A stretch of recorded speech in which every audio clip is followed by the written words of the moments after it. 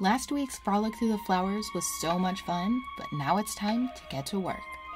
A couple of episodes ago, we put the Dias up on a lift and did a full inspection. I came up with a list of repairs that I'd like to get done, and in today's video, we're going to start tackling some of those. Got our parts laid out here: new air filter, oil filter, timing belt and tensioner, and a Kelvin. And by the way, this is not a how-to video. My explanations are far from comprehensive, and as you'll see, I make a bunch of messes and get plenty of help from Calvin and Jake, but I promise I'm just really clumsy, not clueless, so sit back, laugh with me, and be thankful you don't have to clean any of this up. Here's that disgusting air filter again. Let's go ahead, toss that in the trash, and allow the van to breathe much easier with a nice new and clean one. For the oil change, I'm only putting the rear of the van on jack stands to make accessing the drain plug easier, but to also assist with draining out the oil. As you can see with the engine laid on its side, it does need a bit of help. I warned you about the messes in this video, and here's the first. Yes, that was hot, and I did lay there in defeat for a little while before collecting myself and fishing that drain plug back out. The oil is definitely dark, and it seems a bit thin. I noticed a slight ticking in some of the Sunflower Safari video clips, and I'd occasionally been getting a burning oil smell, so I'm really hoping this resolves those issues. The oil drain plug goes back on with a new crush washer, and then I had to wrestle the old filter off before I could put the new one on. Filling the oil can be a little bit tricky too, but we do have this really cool oil can with a spout. Watch me still manage to spill oil on the floor, but actually the spout works so well, I didn't even spill anything while pouring the oil into the engine. After firing up the van and then checking the oil level, I had to clean up my mess so I could get this down off of the jack stands. I'll be back tomorrow to finish the rest.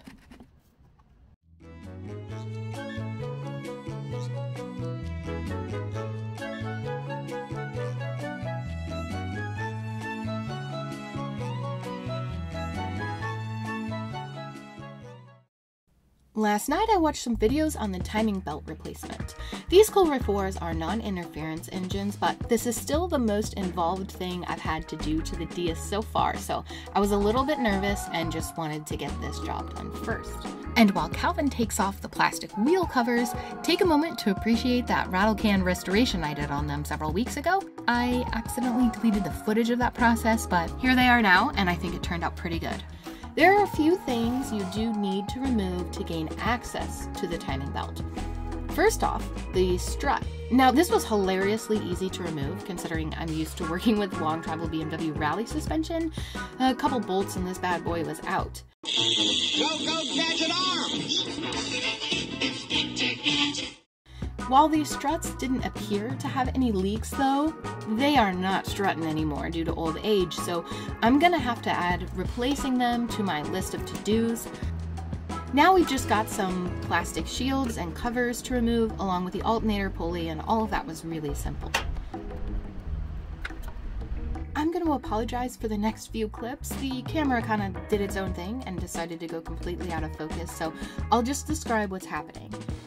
Here we're loosening the timing belt tensioner so that we can remove the belt and then the tensioner itself. We replaced it with a new tensioner, and then we compared the two belts by counting and marking the teeth with a paint pen. This made putting the new belt on super easy.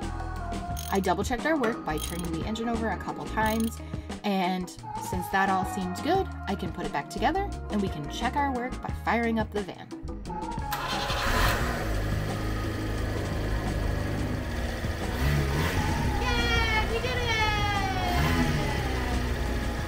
Now it's time to service the transmission and front diff fluid. This should be super easy, but you guessed it, I managed to complicate things by making yet another huge mess. The fluid in the transmission does look great though, so we just filled it right back up. And then I got so preoccupied with cleaning up that I forgot to restart the cameras and get videos when we drained the front diff fluid.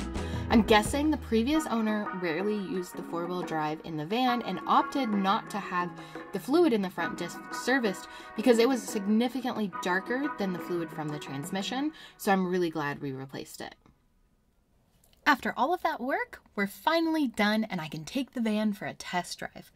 I'm happy to report there's no longer a burning oil smell, the engine runs nice and smooth without any sign of ticking, and it generally seems happier at high RPM. I also feel like it shifts smoother. Happy van, happy driver. Thanks for sticking around till the end of the video, and we'll see you again soon.